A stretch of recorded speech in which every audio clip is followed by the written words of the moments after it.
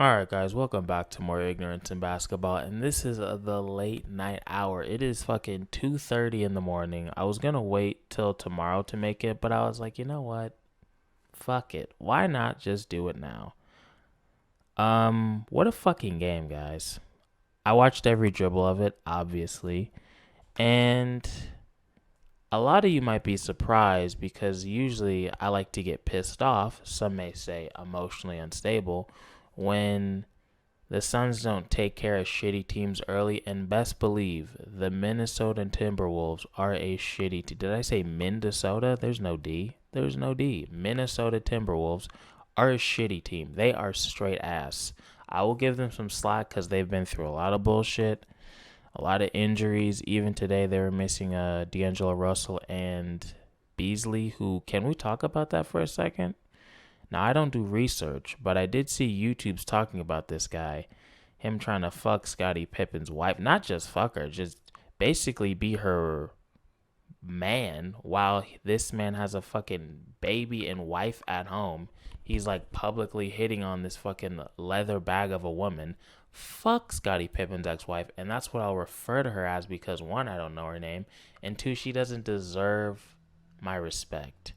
This fucking harlot had Scottie Pippen looking straight stupid, and they have kids together. What does her son think? What do her daughters think? I don't know if she has daughters, but what do her kids think of her? Like, you had dad just looking like a straight bitch on TV. This man had to go on ESPN every day talking about LeBron when everybody knows that your wife cheated on you with Future.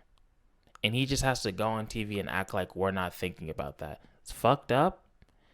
And she's a bitch. That's all I'm saying. She's a terrible fucking person. And that's who you want to throw everything away for? You're a fucking idiot. So you got that. And then two, I hear about some... So, again, I don't know the whole story because I don't do research on any team that is not the Phoenix Suns. So, correct me if I'm wrong, which is quite likely.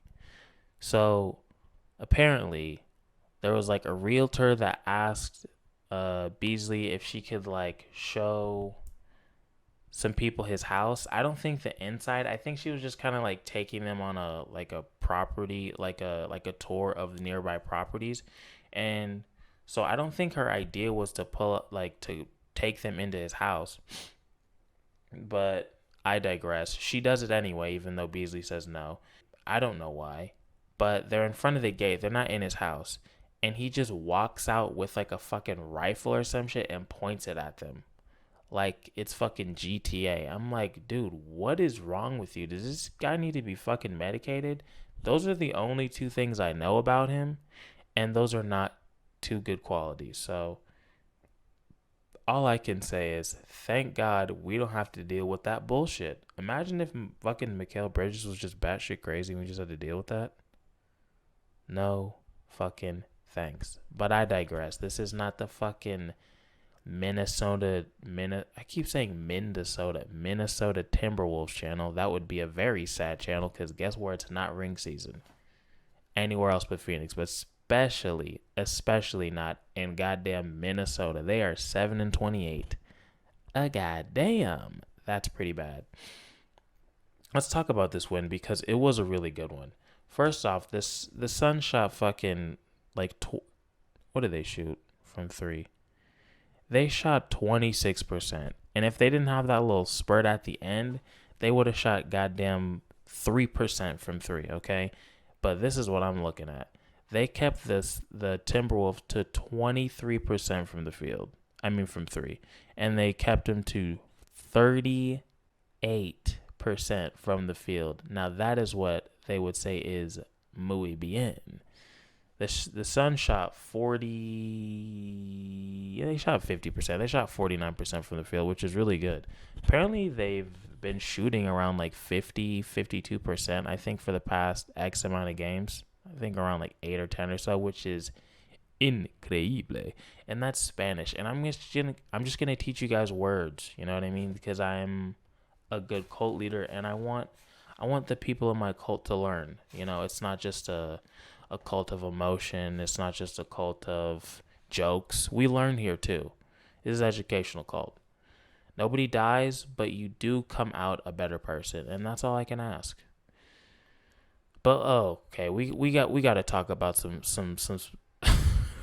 we got to talk about some specific players because people on the Suns were just hooping tonight. First off, let's give it up for Booker, 43 points, 34 minutes, 43 5 and 5.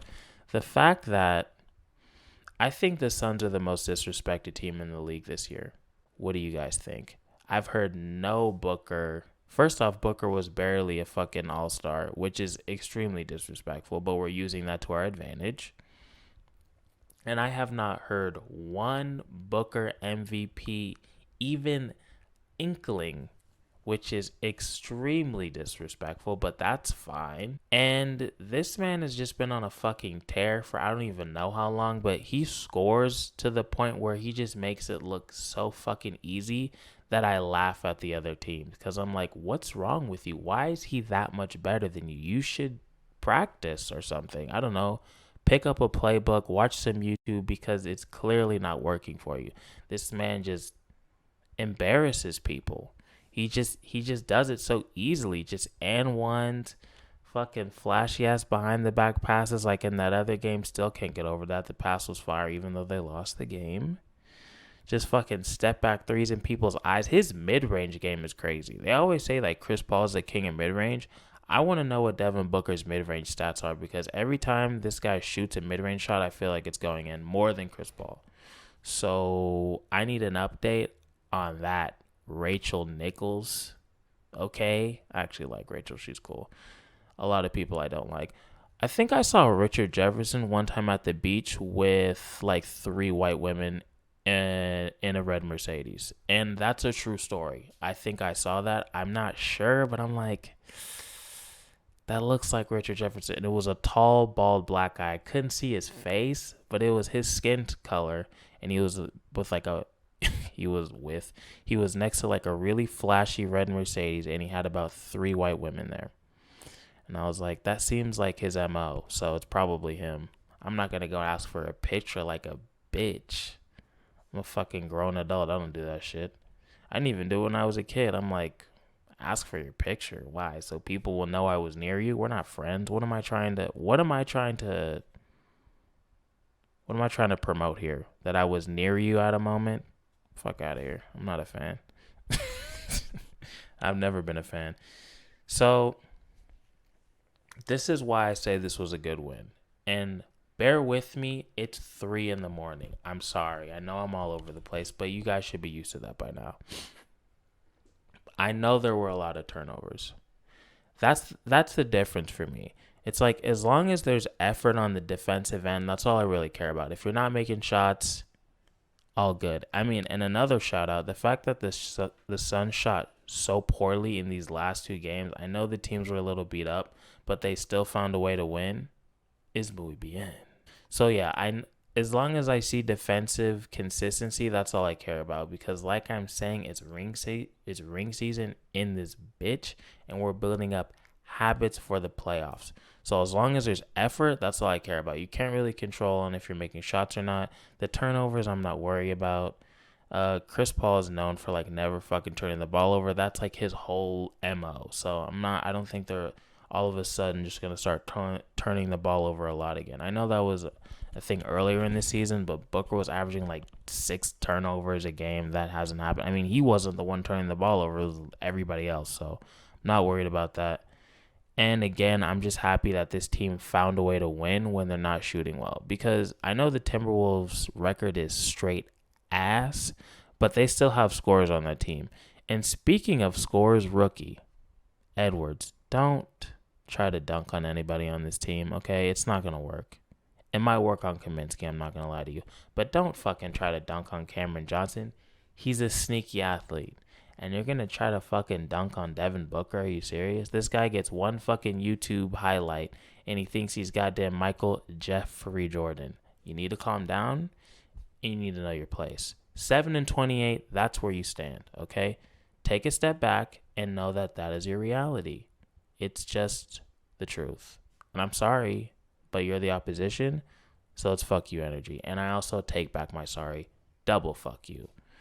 Now, we haven't talked about DeAndre Ayton yet. Actually, let me give Booker some more credit because this man carried the fucking team by himself from the first quarter all the way until the end of the third quarter. And then they were up by 10, and then Chris Paul kind of took it from like 10 to, I don't know, like 20 or so, 25, something like that. Low 20s, if you will.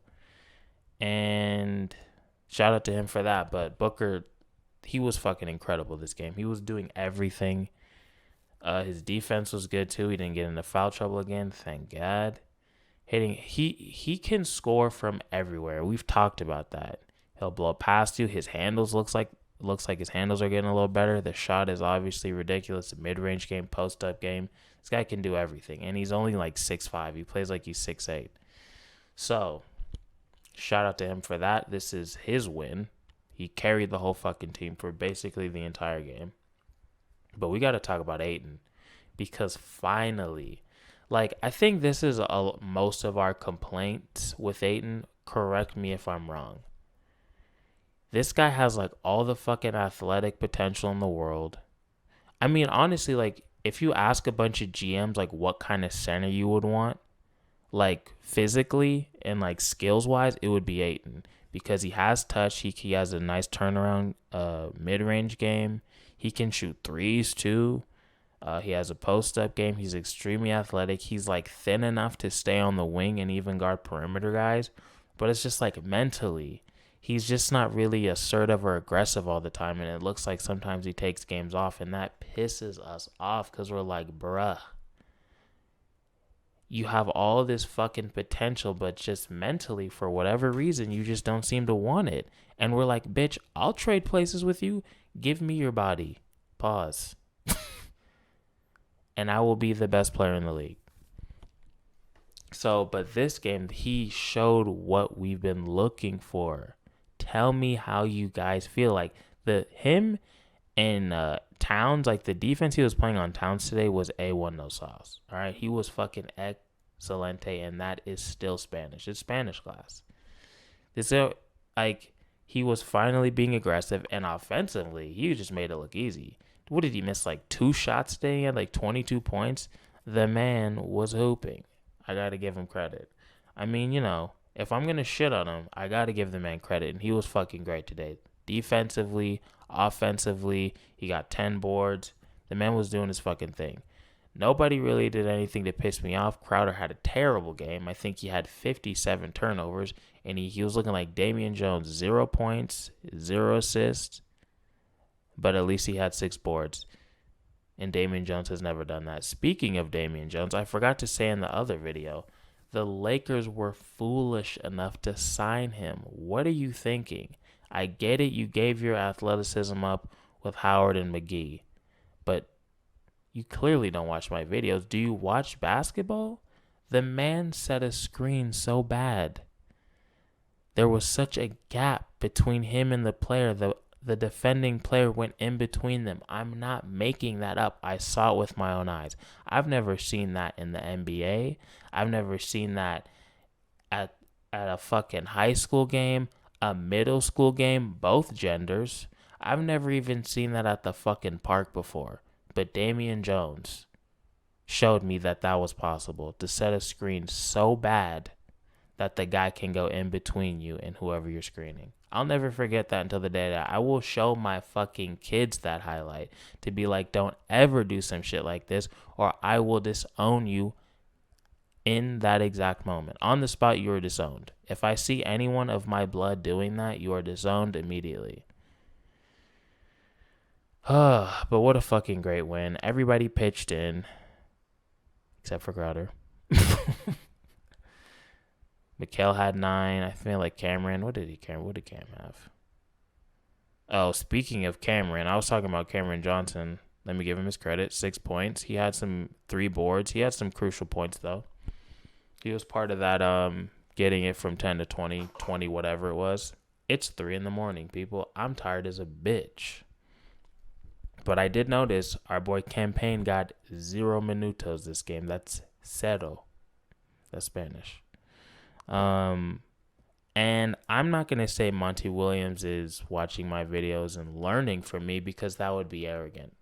Okay? That would be egotistical and it would be arrogant and possibly even incorrect. But I will say is that he has to be, because every time I say something, it happens. Or the opposite happens. I call out Ayton, he balls out. I say Cameron Payne's ass, he doesn't play anymore. Clearly, he's getting all of his knowledge from me, and I'm going to take it as a compliment. I don't need the credit because, the real ones know, and I can live with that. I'm like Batman in the Dark Knight. I'm the hero the city needs, or however the saying goes. I'm too tired to remember. But seriously, what do you guys think about, what do you think this means? Do you think they're going to try to get a backup point guard? I would feel so much joy if we could get a George Hill. I know he's on the trading block. I don't know how much money he makes and like how much is left and all that shit. I'll look all that stuff up later. I feel like I heard we had about 9. That was before the Frank signing. I don't know how much that was for. I'm assuming it was for a minimum. So if they can make that happen, that would be excelente. But TBD, like imagine that's quite the upgrade because this dude shoots fucking. Oh god, I got the damn hiccups like an old man. This guy shoots very efficiently from the three. Great defender, smart player, has a lot of playoff experience.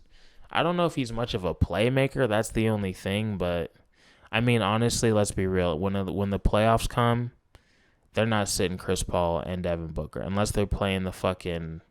I don't even know who unless they're playing the Kings in the first round. Like they're not sitting both of them at the same time. I don't see it.